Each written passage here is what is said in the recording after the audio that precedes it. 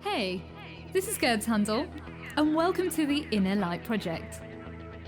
This show is for anyone who's wanting to lead a happier, healthier, and enlightened life. Create more self-love, inject more joy and abundance into their daily life. Join me for inspiring interviews and spiritual topics so you can shine your inner light. Hello and welcome to the Inner Light Project. I'm so grateful to share such an amazing soul who, my gosh, has been through so much, but it just shows it doesn't matter who you are, it doesn't matter where you were raised, it doesn't matter what your social status is, you can achieve anything if you trust within yourself and you trust in the vision. Now, this person, she is amazing at what she does, and she has created a beauty company after living in a domestic violence shelter, which I think is just absolutely amazing. Brandi, I'm so grateful to have you on the show, and thank you for joining us today. Thank you so much for having me. I'm excited to be here. Oh, bless you. I just can't wait to share your story because you've been on such a powerful and healing journey, I would say. And I'd love for you to share to the listeners like what your life was like before you created Evio Beauty Group. Yeah, so I always find these questions so hard to connect with now because now, 9 years later, which Wow. really in the grand scheme of things isn't that long, but it also feels like a lifetime. Mm. And to the point in which my life is so drastically different and such a large juxtaposition of what my life was like pre-EVO that I almost don't connect with who Brandi was then. Like it feels like a Wow. different whenever I'm explaining this story that I'm about to share in my experience and what life was like before, it feels like I'm talking about a different person that I just don't really have an emotional connection to anymore. So pre-EVO, my life was I definitely was always a very ambitious young woman. I left school. Grade 8 was my last year of formal education. Um, and then I left to actually figure skate full time. What? I yeah. So I ice dancer and I did pairs. And so I left school in Wow. grade 8 so that I could skate full time.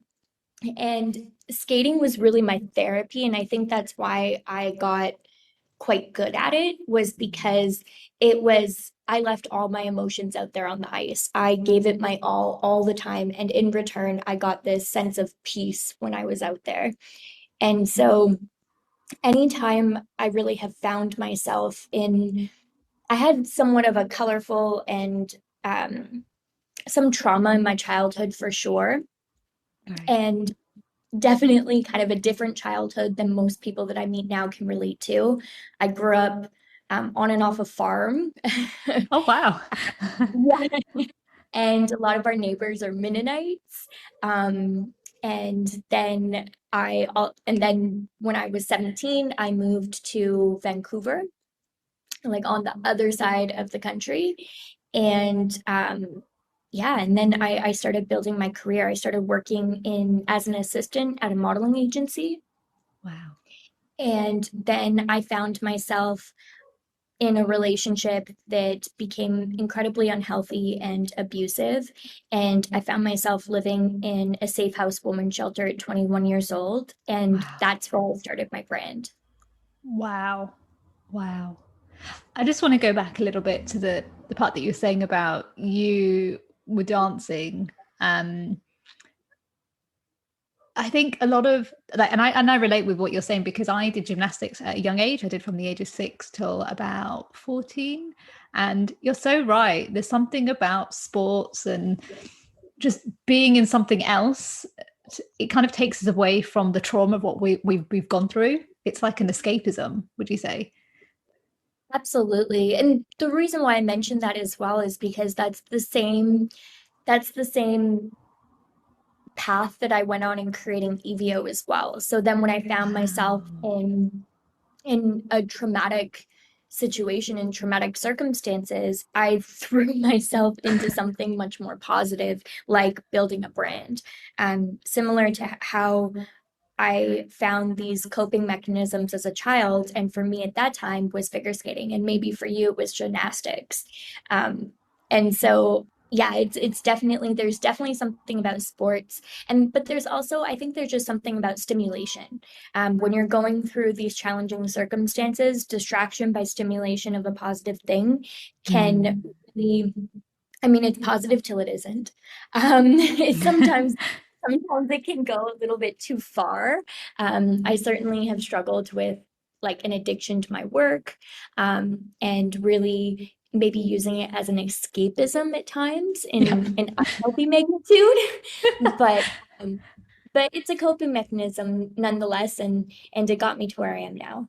Yeah. No, I totally understand because that was me. I used to be a journalist, and so I was obsessed. I was a workaholic.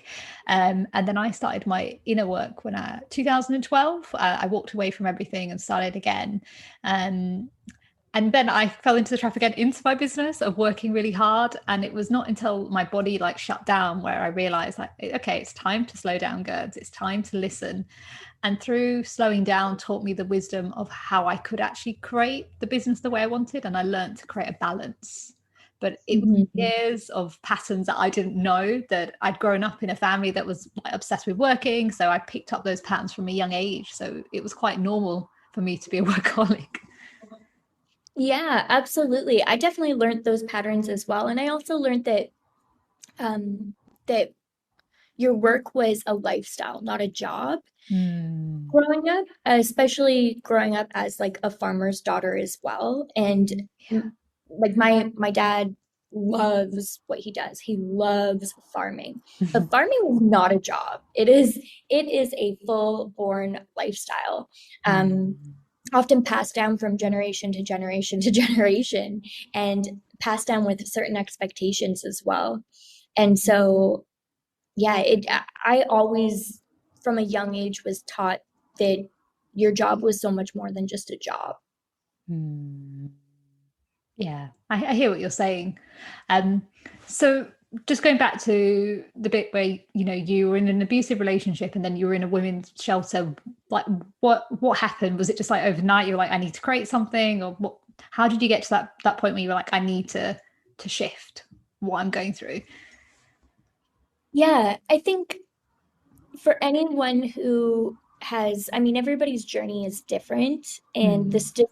the statistics are startling as to how many people have gone through an abusive relationship as well. I don't know what the statistics are in the UK, but here in Canada, it's 1 in every 4 women.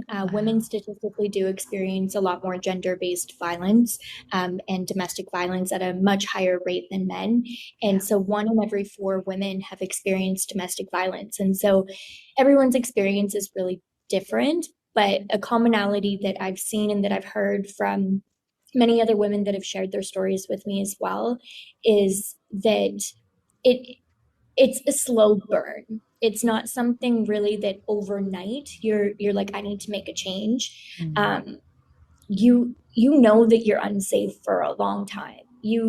But it's the roller coaster of a domestic violent relationship and the abuse that, you know, it can be horrible. It can be torture for a week.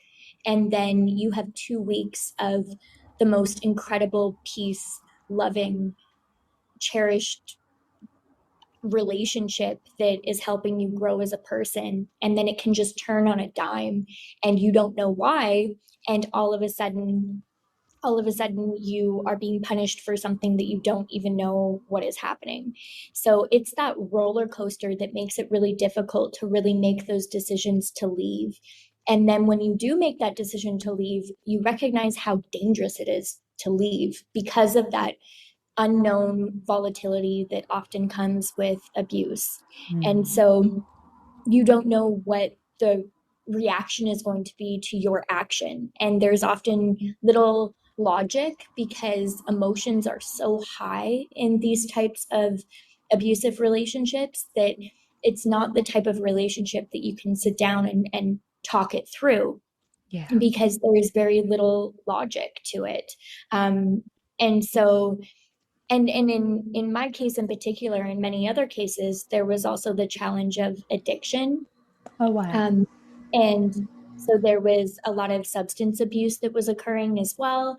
And there was a lot of, I think, trauma on the other side too. And Mm. I think that my ex really needed some help. And I was not the person to be able to provide that or identify it or um, be able to really, give him what he needed in order to perhaps get grounded and make better choices. Um, Nor was that my responsibility. I just want to also make that really Yeah, I clear. was It about is to say. never a responsibility to, ground their abuser by any means. Yeah. Um, but the point I'm trying to get across is that it's not a logical relationship, and or the choices that are being made in that relationship are not logical. The emotions are flying high, and so all that to answer your question, and it definitely isn't like an overnight thing, but I think for many people, for me at least, it was kind of the straw on the camel's back where um, something occurred and I thought, wow, I don't think I'm going to survive this.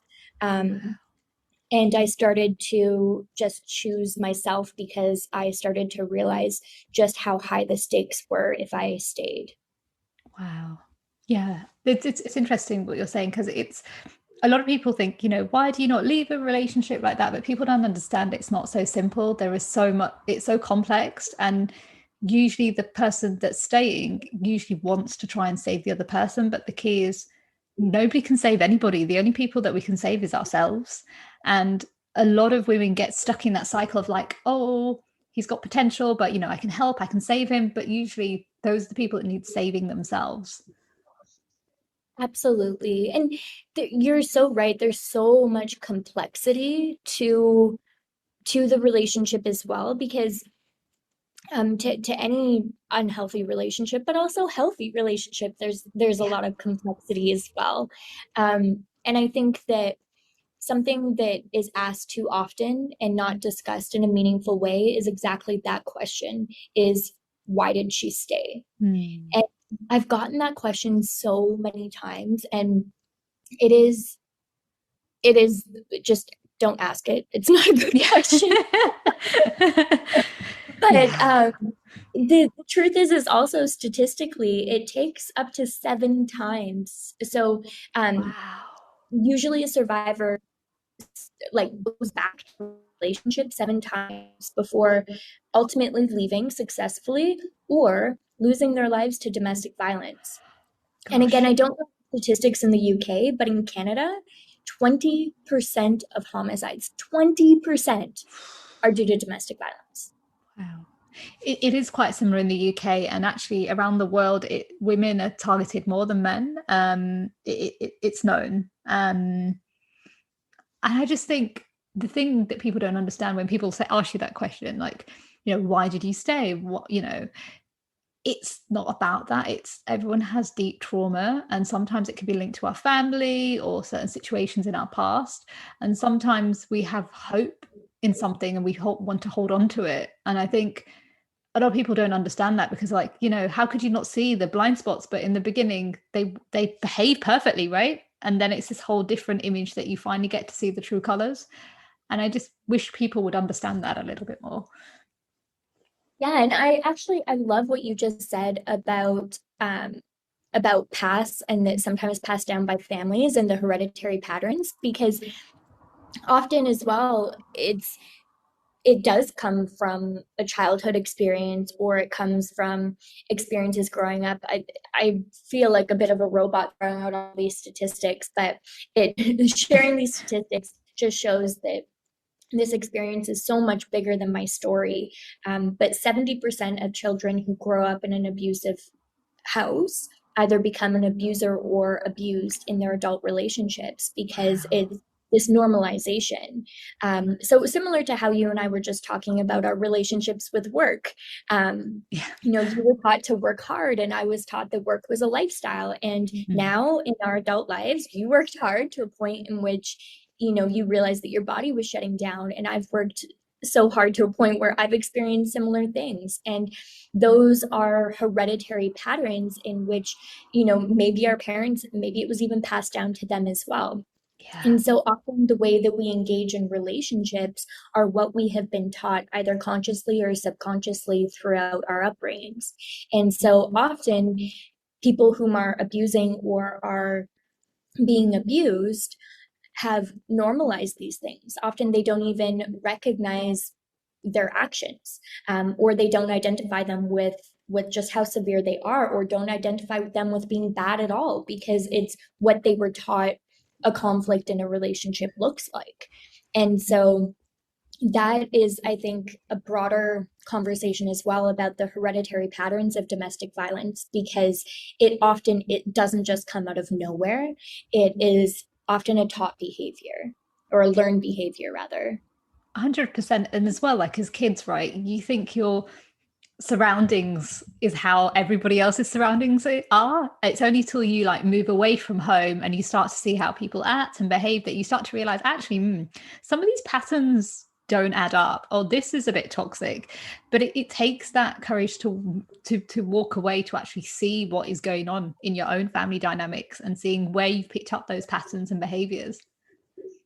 Totally. And in fact, I didn't even realize that my upbringing, or that my trajectory, or that building Evio was unique, until Wow. until I started doing press interviews, and people were like, "Hold up, wait, you have 9 siblings, and your last formal year of education was grade 8? That is not normal." I thought it Wow. was totally normal. Um, until I started doing press interviews. And that on its own was something I had to do. I had to do a lot of therapy for, because I was like, I was in my 20s then, and I was like, what do you mean this Mm. isn't normal? And I was experiencing such juxtapositions from the things that I had normalized. Um, and and then even that carried forth into other areas of my career as well, as I didn't recognize that a lot of the things that I was doing within Evio and within my business, or the ways that I was choosing to interact with manufacturers or with vendors or with retailers or what have you, that it wasn't normal. I didn't know. And that in some ways actually worked out in my favor, because it meant that as an entrepreneur, I was doing things differently. And that is often a really good thing in business, because it creates this it's how you create a brand, it's how you make people feel, it's how you do things just slightly differently within, building something new within a common space like beauty. So it can work to your favor and also against you, these nativities to these hereditary patterns and these norms that we create for ourselves. 100%. I just wanted to say though, like 9 siblings, what? Wow, in this day and age, that's amazing. Wow. Really? Yeah. I You mean, blew my mind. I guess like growing up on a farm, um, Yeah.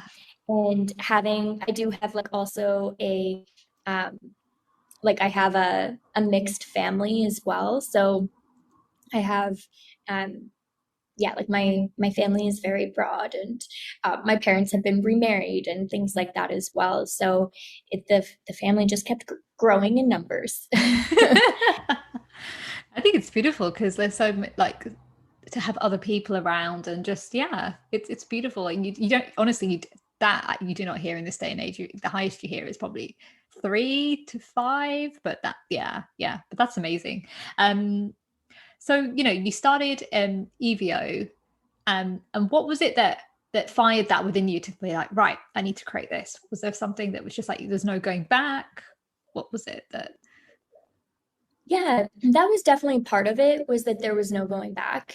Um, but I think, I mean, everything's like hindsight 2020. Is that I can connect the dots now looking back, but in the moment, all I was doing was surviving and distracting myself from my current reality.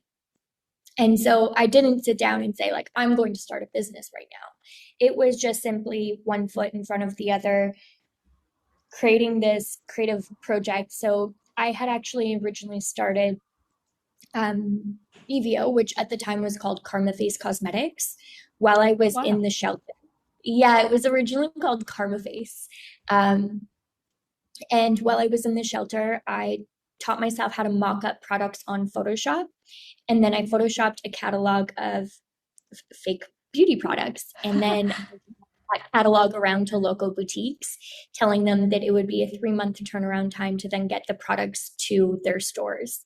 And to my surprise, people actually purchased the product without ever having tried it because they were just really thirsty for a brand that stood for something, particularly in the beauty space. And at that time, the beauty space that was dominated by white men. And so Mm. um, people really gravitated towards the values of the brand. At that time, I didn't even know what a brand was. I didn't know what I was making or doing. I simply just made a catalog and talked to people. That's what was happening in my head. But I think in business school, they would call that market research. Yeah, yeah. Wow. So can you tell us about Evio Beauty Group? Yeah, so Evio is an impact-led clean beauty brand, and we focus on creating uh, inclusive, good-for-you products. We have multi-award-winning products that we co-create with cause-based communities. So, for example, we have lip serums, which are our number one best-selling product. They recently won Fashion and Chatelaine magazine's best lip Wow. balm of the year in Canada, and Super Great's best lip mask of the year. And we recently just launched in Shoppers Drug Mart, which is a really big deal here in Canada.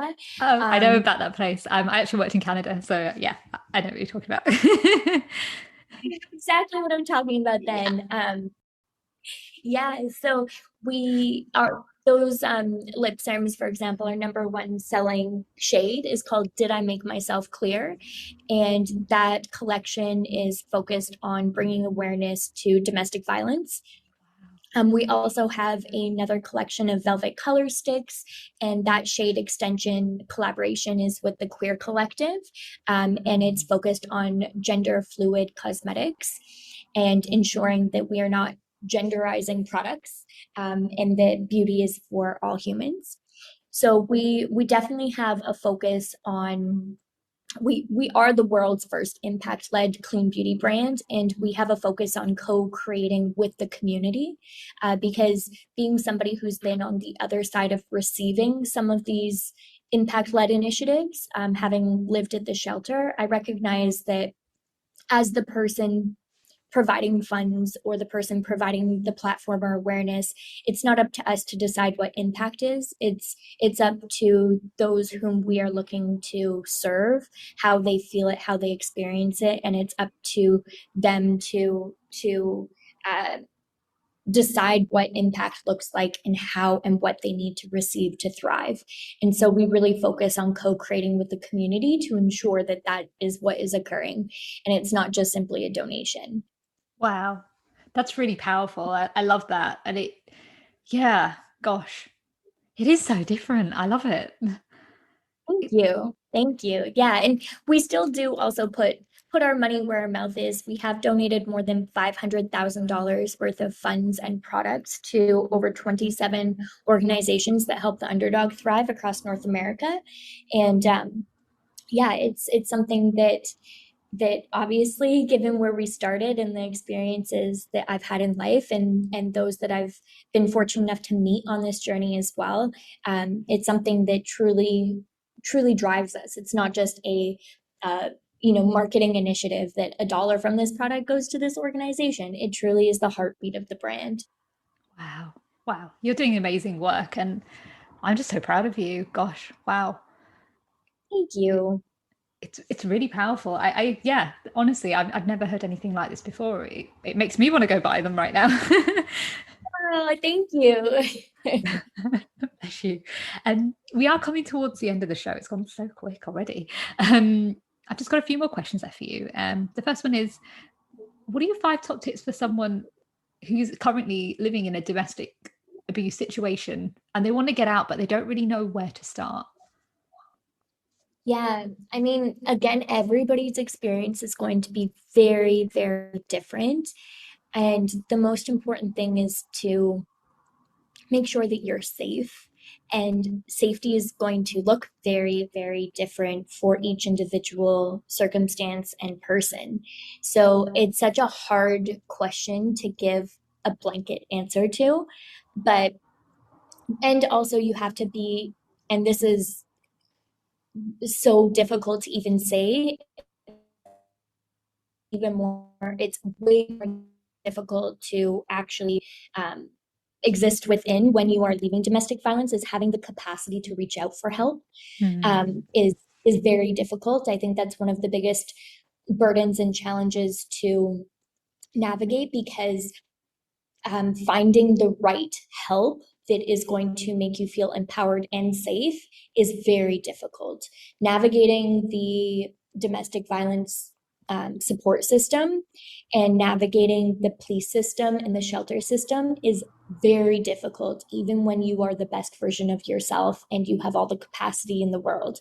So, when you are in a situation where you are in a traumatic experience, you are not well, you have probably been going through this traumatic experience for months, years, maybe even decades, it is very difficult to navigate the system. So I think the best advice that I can give is to try, if you are fortunate enough to have somebody who is a trusted ally to help you navigate the system, and then please definitely reach out to that person and put a safety plan in place and make sure that you have code words in place, because communication can be very difficult when you're under the thumb of a domestic violent relationship.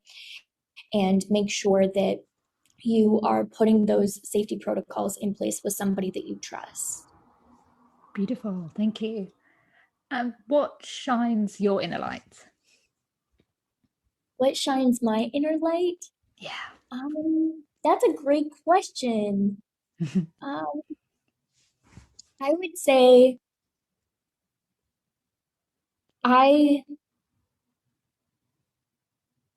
I think, love and that pursuit for inner peace and personal growth. I'm now in a really amazing relationship in my life. I actually just got married this year. Um, Congratulations. thank you so much. And we have work really, really hard at our communication and to ensure that we're supporting and giving each other what each individual needs to grow and prosper individually. And through that journey, I think I have discovered new inner lights. Hmm. I really love, similar to what you said about like creating balance in life. I don't think I really created that balance in life until I had somebody that I felt safe with in my life. Yeah. Um, and so through this journey with my partner, I think that I have discovered, new, I'm still discovering new things that brighten that light inside of me, like trying new things. Like I love traveling and experiencing new cultures. Um, and that definitely shines a light and always, reinvigorates myself. So I feel that for sure. And just trying new experiences. Um, I love new experiences and getting out of my comfort zone. Oh, I love that. And what are you most grateful for? Oh, another great question. Um, I am most grateful for how do you, I don't know how to choose just one thing. You can name Um, them all.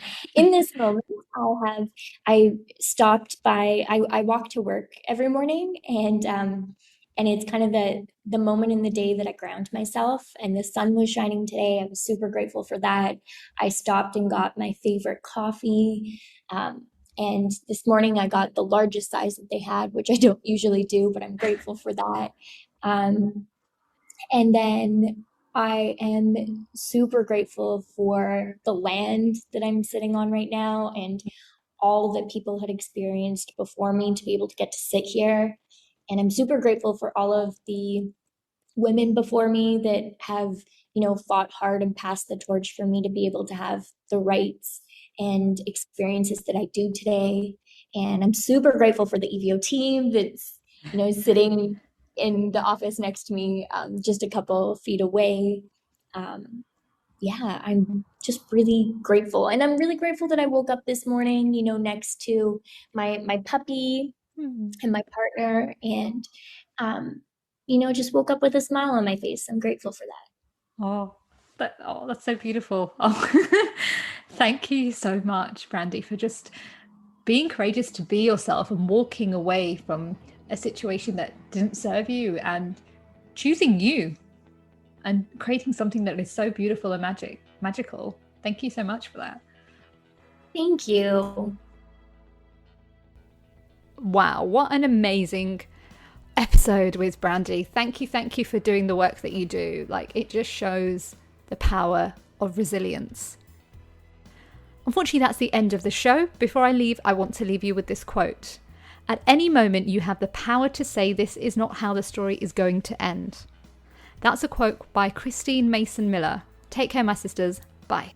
For more information about the show or how to trust your inner light, visit my new coaching program at gerdshandel.com.